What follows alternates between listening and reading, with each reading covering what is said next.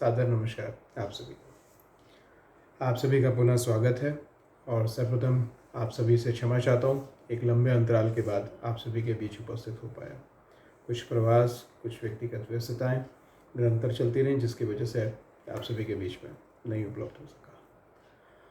पिछले एपिसोड्स में हमने जो चर्चाएं करी थी वास्तु के भूखंड के चयन के आधार पर कि दिशाओं का निर्धारण कैसे होना चाहिए, भूखंड का ढलान आदि की व्यवस्था कैसी रहे,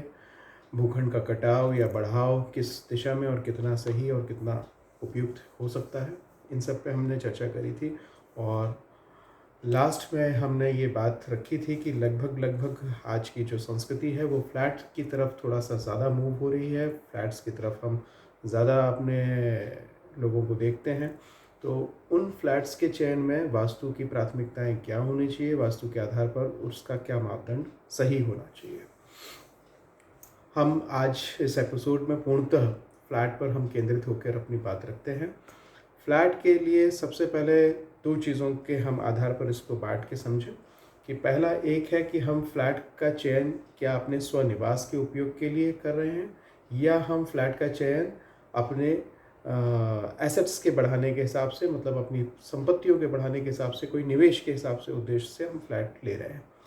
यदि हम फ्लैट का चयन स्वनिवास के उपयोग के हिसाब से करते हैं तो उसमें वास्तु के लिए क्या पैरामीटर्स होने चाहिए, उस पर हम बात करते हैं। सबसे पहले अगर हम प्रथम दृष्टया जैसे हमने भूखंड के विषय में बात करी तो दिशाएं हर जगह अनिवार्य होती हैं, चाहे वो फ्लैट के लिए हो चाहे वो भूखंड के लिए हो। भूखंड के लिए जिस प्रकार से हम दिशाओं का निर्धारण करें वैसे ही हम फ्लैट में भी दिशाओं का वैसे ही निर्धारण करेंगे, लेकिन उससे पहले हम और कुछ इनिशियल एक दो चीज़ें और मेंशन करते हैं। जैसा कि आप किसी भी सोसाइटी या मल्टीज़ में जाते हैं, जहाँ पर भी अपार्टमेंट्स में आपका जाना होता है, तो सबसे पहले प्राथमिक स्तर पर जब आप नीचे पार्किंग स्पेस में पहुँचते हैं तो उस पार्किंग स्पेस में ही आप ये सबसे पहले देखें कि आपके भूखंड मतलब आपके फ्लैट के लिए आप उस पूरे के पूरे विस्तृत भूखंड में नॉर्दर्न साइड में है, ईस्टर्न साइड में है, वेस्टर्न में है या सदर्न में है, कहाँ आपका लगभग दिशा किस जोन में आप जा रहे हैं।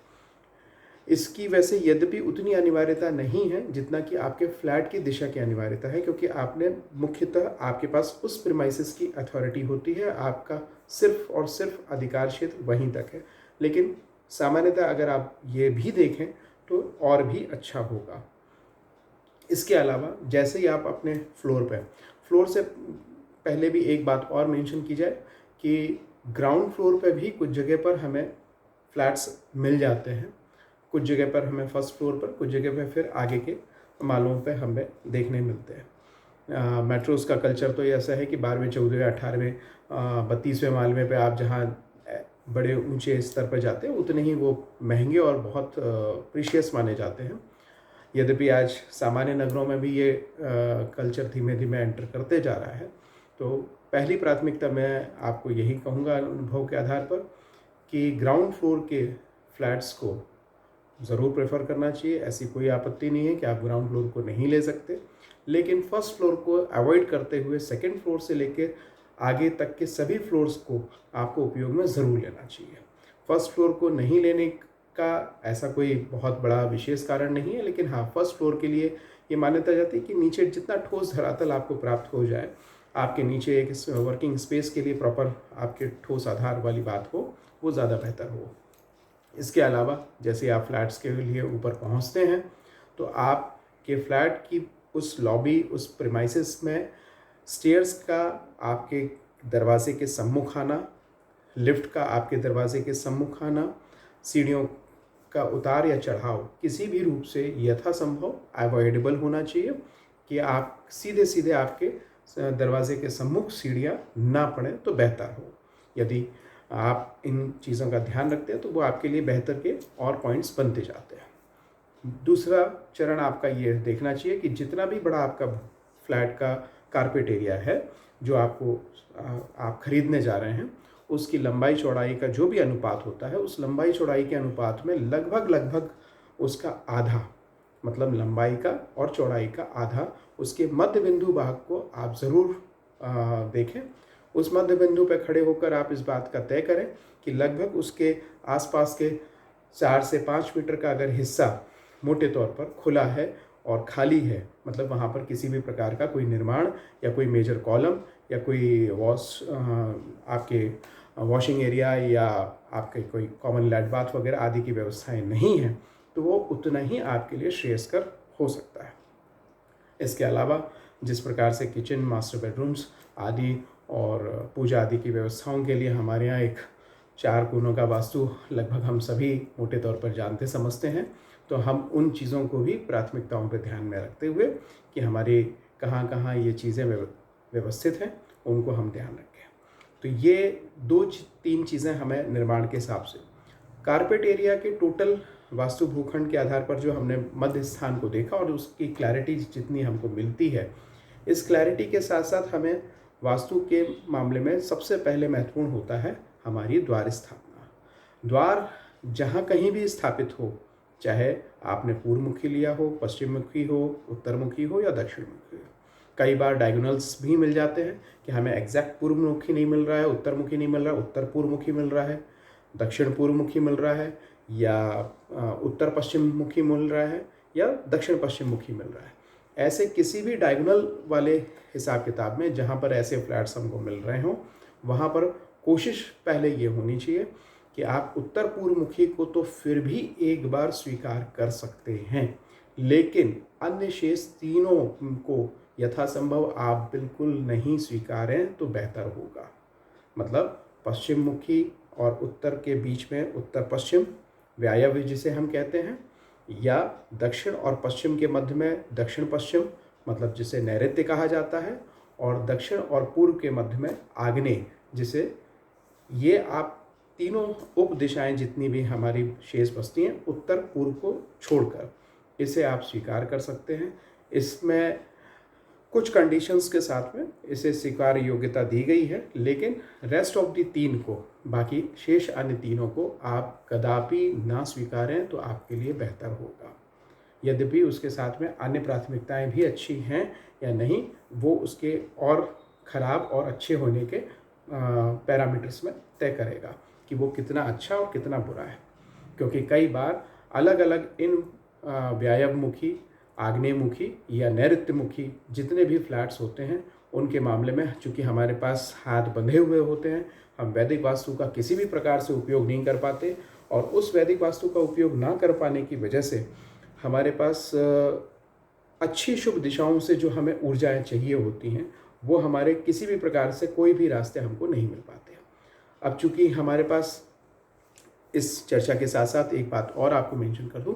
कि जब कभी भी हम फ्लैट्स में इस प्रकार से बंधे होते हैं, तो आपके पास वैदिक वास्तु का यदि कोई तरीका हमारे पास नहीं है, चूँकि हमारे यहाँ समय के साथ साथ चाइनीज़ वास्तु का भी, फेंग शुई की बहुत सारी चीज़ें हमारे मार्केट्स में इंट्रोड्यूस हुई, यद्यपि वो बहुत अच्छी और बहुत सही और सार्थक नहीं भी हैं।